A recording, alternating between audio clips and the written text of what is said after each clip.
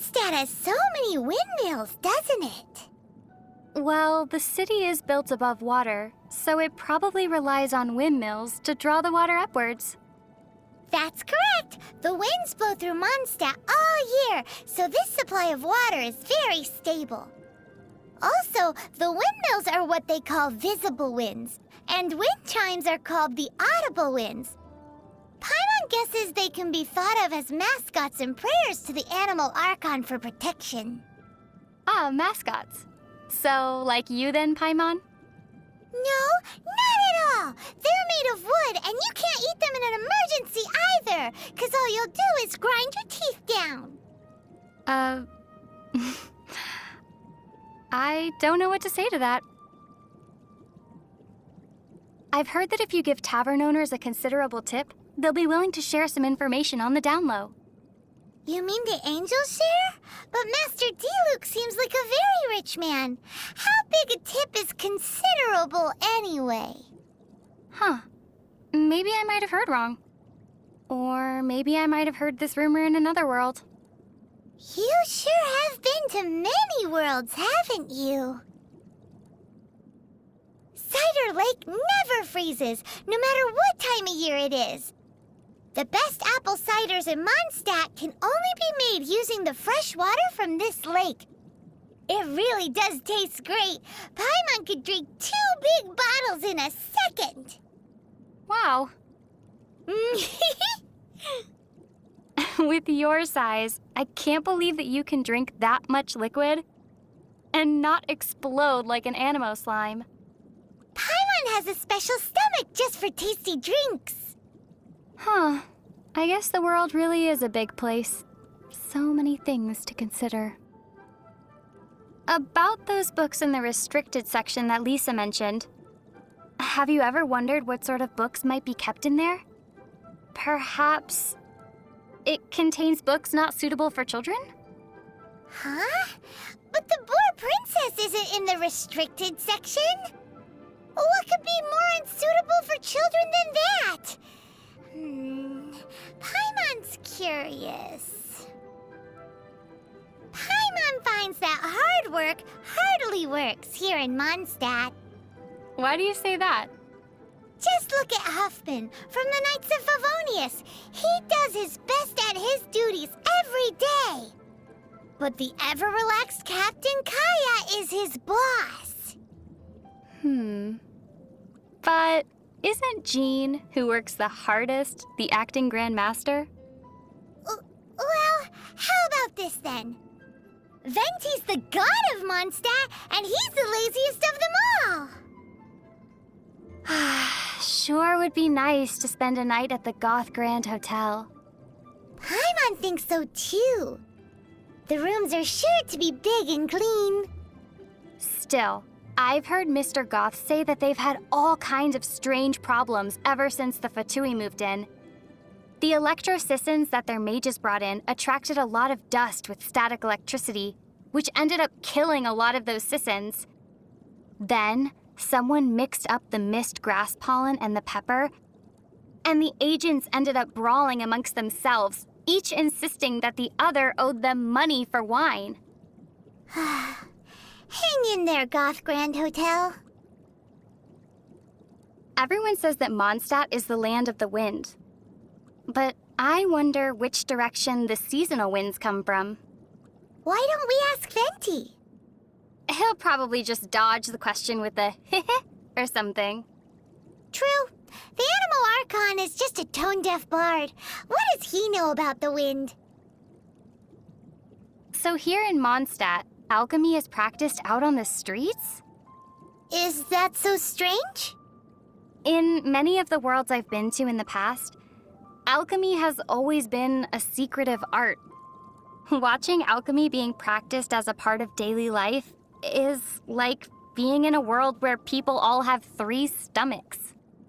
Paimon thinks only having 1 stomach is weird. Are you serious? What do you think? Teyvat's day and night both seem particularly short. The skies here are full of stars, but they aren't the same as the ones back home. I wonder if the fates of people from Teyvat are also related to their constellations. Oh? Do you know how to read the stars too? That's amazing! Not a lot of people outside Sumeru can do it. Paimon's curious. Come on, do a reading for me, quick! The night sky pictured on Paimon's cape flows with the light of many stars, and also of the deep ocean. The movement of these stars tells me that, in, say, 7 days from now... In 7 days what? Something good or something bad might occur. Right. Your theory sounds as rock solid as a geo-slime. And about as brainy, too. On the way back to Mondstadt after rescuing Dvalin, we finally got to see one of the 7 Archons, didn't we? It was interesting to see what kind of god he was. Haven't we known Venti for quite a while now? As Venti, yes. But still, this was the first time that we got to see him as the Animo Archon Barbados. Normally, he hides his true divinity behind the facade of a bard. What does freedom really mean when demanded of you by a god? That was the question that he asked Dvalin. I'm still contemplating that. You know? Mondstadt is full of wide plains and rolling hills. People say that when Barbados made this land, he used the storm to flatten the cliffs and valleys. Still, it looks like he missed a few spots. Like Star Snatch Cliff? Exactly. On the map, it almost looks as if it was meant to be the apex of a vertical structure, but ended up at the wrong orientation. What's an apex? Paimon's heard that couplets are a traditional art form in Liyue. If you can write a line that works as a second half to one that someone else has written, you'll be well paid. But linking the couplet is hard, so it's not easy money. Not only does the rhythm need to match, but the meaning has to as well. Care to give an example? Wind rises, winds never churn. But the sea of clouds always return. Not bad. Let's not waste time here. We've got some money to make. If you want to adventure together with Benny's adventure team, you have to come prepared. Domains are very dangerous, so you should always take care to double and triple check your supplies in advance. Paimon's heard that the Adventurers Guild has compiled a list of 463 different ways of dying in these domains. If Bennett got you killed by accident, Paimon and Bennett would never forgive ourselves. Why am I the only one dying here? Well, that's because according to the numbers, Paimon can avoid 322 causes of death just by floating. I suddenly don't feel like exploring these domains. I've heard that Albert, being the leader of Barbara's fan club, sometimes gets bumps and bruises on purpose so that he can go to the cathedral to see her. Paimon feels the Knights of Avonia should keep a closer watch on weirdos like that. But it seems that a month later, Albert discovered that Bennett was managing to see Barbara far more than he was. On second thought, Bennett does have the natural advantage when it comes to getting injured. What is this? A Let's Bother Barbara contest? Barbara's really popular, isn't she? Well, she is the idol of the people of Mondstadt. Come to think of it, Paimon doesn't really know what an idol is. It's an occupation in which one's work is to be cute, be well-loved, and earn a boatload of mora. Isn't that the same thing as being a mascot? That's one way to put it. Lisa and Amber feel a bit like sisters. Huh? Why's that? Amber often runs errands for Lisa, Older siblings asking their younger siblings to do things for them so they can slack off is a rather common practice. But my brother and I are the same age, so we had to decide these things via rock, paper, scissors. Whoa! So doesn't that make you my younger sister? What do you mean? Well, since Paimon floats, you're the only one who can run any errands. Seriously? Paimon, have you ever seen what Kaya looks like under that eye patch? Nope. So it would seem that he never takes it off. Actually, Paimon already knows why. Oh? He must be hiding some big secret. Really? A secret? See, Kaya heads out for assignments more than anyone else. So the skin under that eye patch has to be way lighter than the rest of him. So if he ever takes that eye patch off... He'll definitely become the butt of everyone's jokes. Maybe he'll even get a weird nickname. Like, say, Pasty Eye. Guess he didn't need to take it off to get a weird nickname. Strange. What's wrong? Diluc and Kaya are really alike, so why don't they get along? How are they alike again? Well, Kaya's the kind of guy who acts shady in the light of day, while Diluc is a shining beacon of justice in the dark of night. Don't you think that's kind of the same thing? I still don't see it.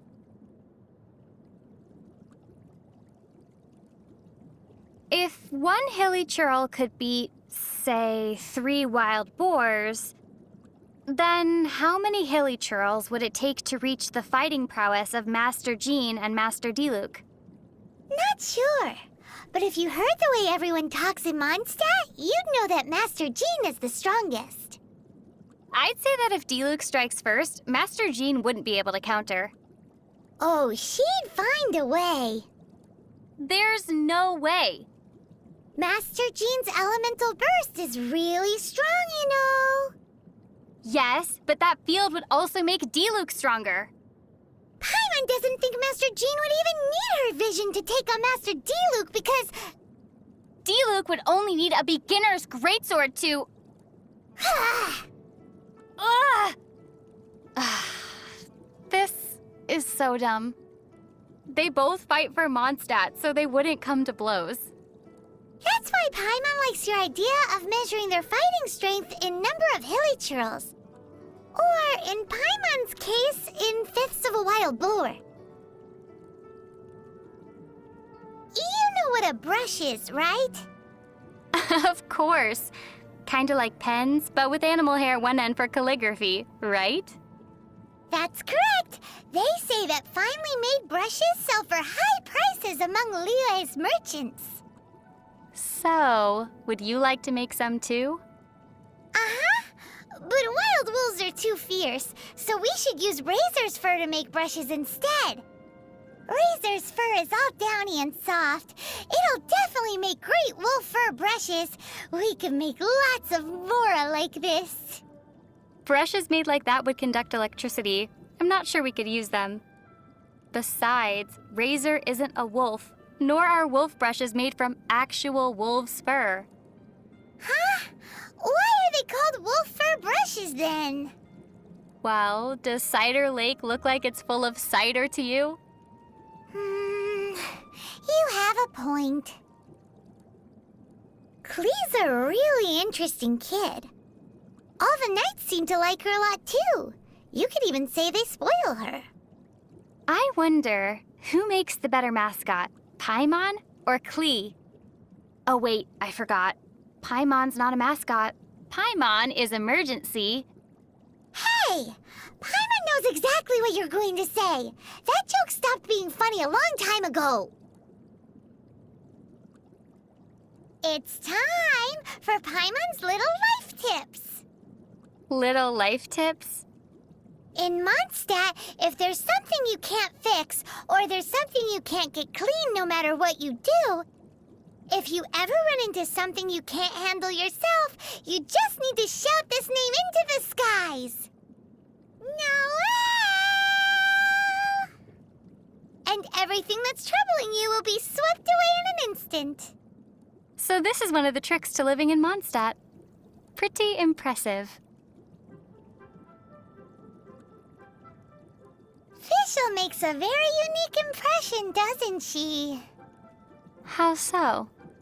Well, she travels together with a talking raven for starters. Well, I'm traveling with you. It's not all that different. Still, Oz can also translate for Fischl. You, on the other hand. What? Paimon's way better than some bird. How so? Well, at least Paimon doesn't need wings to fly.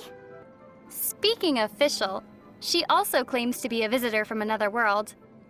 We're similar in that way. We even bring a pet along with us.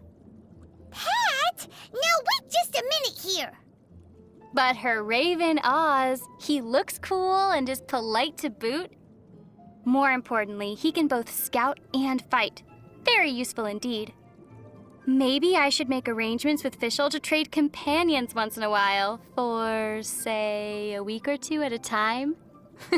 It should be quite interesting. Hey! Doesn't Paimon get a say in this? Come on! Paimon will teach you how to fly!